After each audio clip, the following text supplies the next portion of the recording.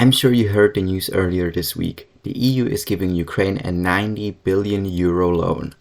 At first sight, it might not look that bad since it is a loan, and this implies that the Ukraine will pay it back, right?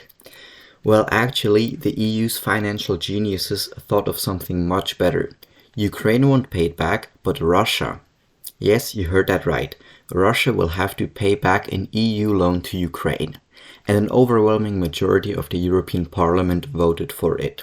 But before I get into it, I would like to ask my international audience if I should add English subtitles to my Slovak videos. Let me know what you think in the comments below. The loan is happening as Ukraine claims they need the money to continue fighting against Russia, else they will run out of money by April.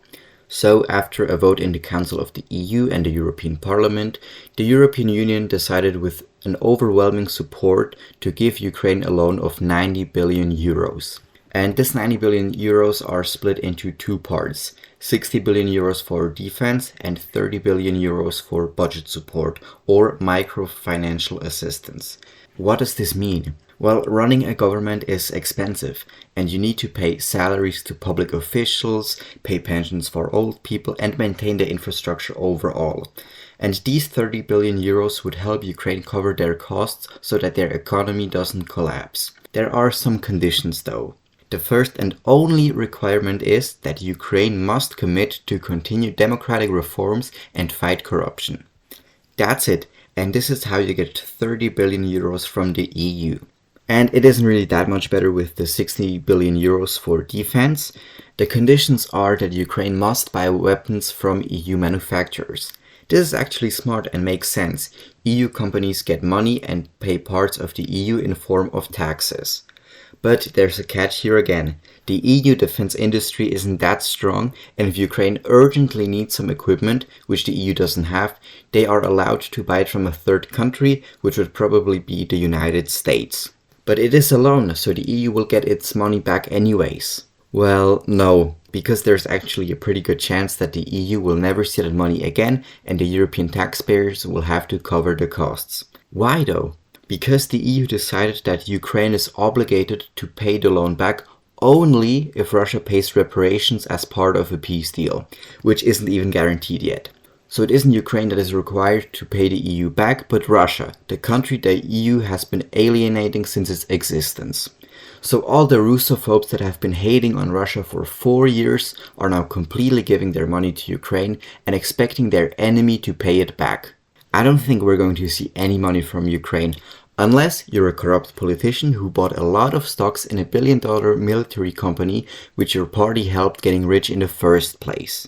The EU's only backup for getting the money is that they will seize the frozen Russian assets to pay for the loan. But again, that is uncertain since Russia is the legal owner of the money and everything would depend on the conditions in a peace deal. So the real backup plan is just to pay for it using EU taxpayer money. Another detail about this deal that makes it a little bit more controversial is the way the EU is going to finance the loan in the first place. They are going to do something called EU common borrowing. This means that the EU is going to borrow money from financial institutions collectively.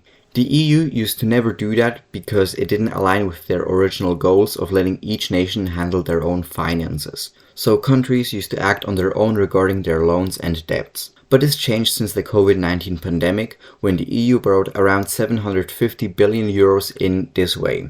They said it would be an exception and it would only be for this time. But now the system is used more often, essentially further reducing national sovereignty. The handling by the EU of the Russo-Ukrainian war was a disaster. They let their hate for Russia and their greed ruin their chance of finding a solution and conducting peace talks. Instead of being a peacemaker between the two countries, they put everything on Ukraine, thus alienating Russia. And now the US is having a say in the outcome of the war, which is bordering several EU countries rather than the EU itself. I thought the leadership of the EU didn't like the US doing business on their continent. But whatever. All this sloppiness seems a little bit too convenient because all it does is prolonging the war.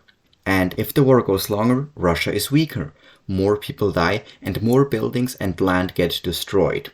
The results of this is that Russia will no longer be a big threat, Ukraine will be in need for more doctors and engineers to rebuild the country and counter the low fertility rates, and big companies can buy up real estate and fertile land, giving them complete control over one of the most important countries in Europe. But that's all just the theory. I'm Slovak Raper and I'll see you on Tuesday, where I'll be doing a special video responding to comments under my most viewed video on Instagram yet.